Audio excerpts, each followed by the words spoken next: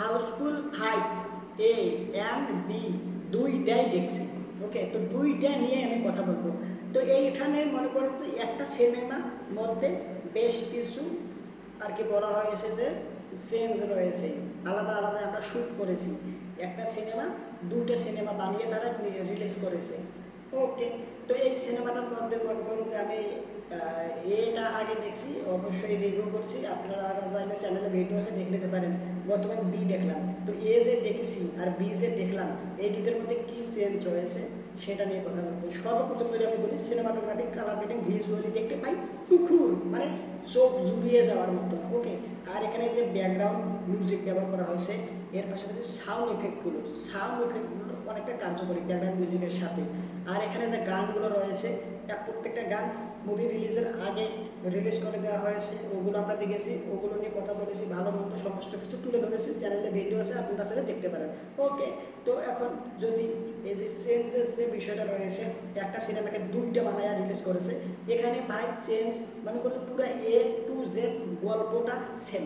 ওকে, শুধুমাত্র একটা যে কিল হয়, আমরা টেজার লেভেলে দেখেছিলাম যে এখানে একটা হত্যা হবে, এই হত্যাটা কে করেছে তা আর কি রিভিল হবে আর কি, সিনেমাটা দেখে আর কি জানা যাবে।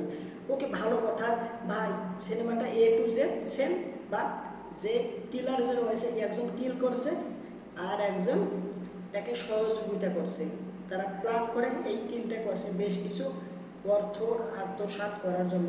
ওকে, বা নিজেদের গোপন বিষয়বস্তু প্রকাশ পাওয়ার জন্য। মানে কি বলবো, মানে এতটা মানে বাজে ভাবে তারা প্রেজেন্ট করছে, মানে কিছুই মানে মাথার মধ্যে ঢোকে নাই। কি কারণে দেখেন, যারা কিল করছে ঠিক ওই জায়গায় আর একজন ব্যক্তিকে রাখা হয়েছে।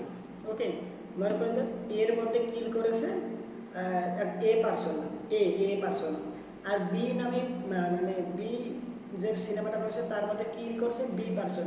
মানে এ আর বি তাদের মধ্যে যে আলাদা চেঞ্জের যে বিষয়টা রয়েছে এখানে কিছুই নাই। ও যে এও সে, মানে একই। সিনেমাটা দেখা আমার কোথাও গিয়ে মনে হয়েছে ভাই টাইমটা আমি নষ্ট করলাম, মানে কোনো চেঞ্জ নাই। চেঞ্জ তারা করে শুধু পার্সনটাকে, এ পার্সনটাকে চেঞ্জ করে বি পার্সনকে কিলার বানাইছে। সিনেমা এতে এ পার্সন কিল করছে, বিতে বি পার্সন কিল করছে, তাদেরকে যে চেঞ্জ করছে এখানে কোনো তফাৎ বোঝা যায় না, কোনো পার্থক্য বোঝা যায় না, মনে হয় সেম, ও যে এও সে একই।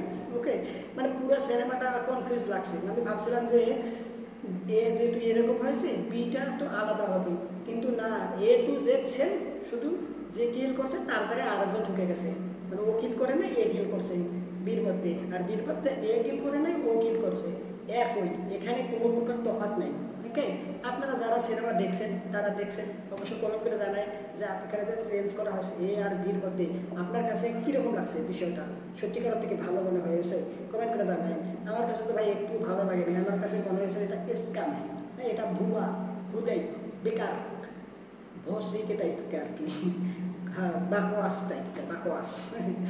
তো কমেন্ট করে জানাই, ভিডিওটা লাইক দেন, চ্যানেলটা সাবস্ক্রাইব করেন, আপনারা সাবস্ক্রাইব করেন। সম্পূর্ণ ভিডিও দেখার জন্য আপনাকে জানাচ্ছি অসংখ্য ধন্যবাদ। I hope always understand so no talk for this subject. Okay, thanks you, very good, by.